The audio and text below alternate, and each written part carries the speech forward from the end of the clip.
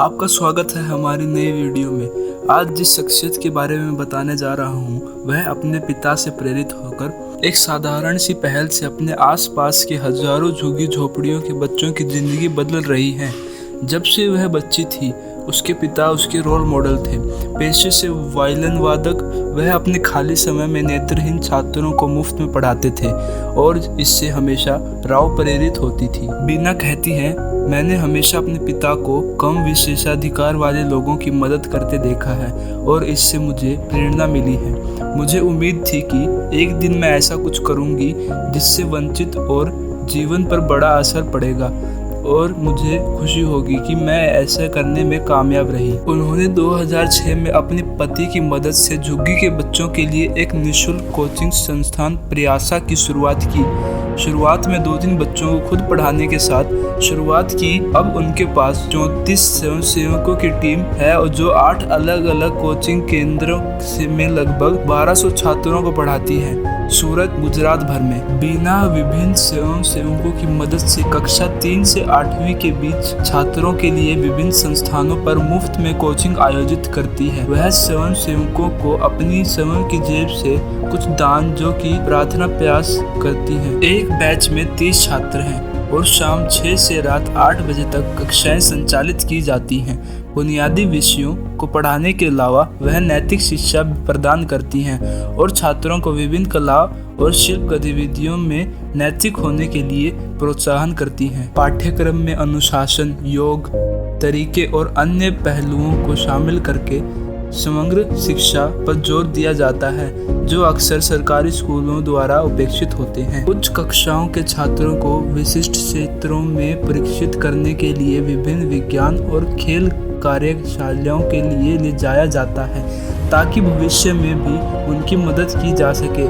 इन कार्यालयों से विभिन्न क्षेत्रों में लगभग 1000 से ज़्यादा छात्र लाभान्वित हुए हैं। बीना ने दलित बच्चों में विज्ञान की भावना को बढ़ावा देने और विज्ञान में करियर बनाने की क्षमता रखने वालों की पहचान करने के लिए एक मोबाइल प्रयोगशाला भी बनाई है। कुछ महीनों में प्रशिक्षण ने छात्रों में अमूल्य परिवर्तन लाए। उन्होंने अपमानजनक भाषा का इस्तेमाल करना बंद कर दिया और गाली गलौज करते हुए थोड़ा नीचे उतर गए और कुछ बुनियादी शिष्टाचार सीखे।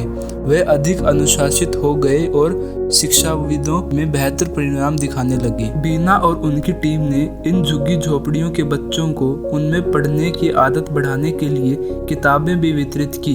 अब तक लगभग 5000 छात्र इससे लाभान्वित हुए हैं। बीना ने अब सदामनी चैरिटेबल ट्रस्ट पंजीकृत किया है जहां लोग सीधे पहल में योगदान कर सकते हैं। इस ट्रस्ट के लिए किए गए दान को जल्द ही कराधान से मुक्त कर दिया जाएगा। बीना कहती हैं, बच्चों और उनके परिवारों को समझाना उनके लिए बहुत बड़ी चुनौती थी। ट्रस्ट बनाने और बच्चों और परिवारों को रुचि लेने में बहुत समय लगा।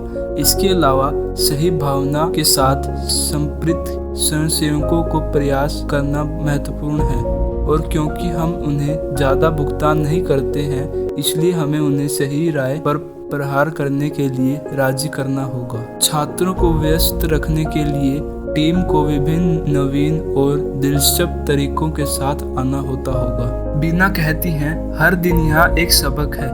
लोग भगवान की तलाश करते हैं। मैं इन बच्चों में भगवान को देखती हूँ और जब मैं इन बच्चों में सकारात्मक बदलाव देखती हूँ तो उस संतुष्टि को मापा नहीं जाता।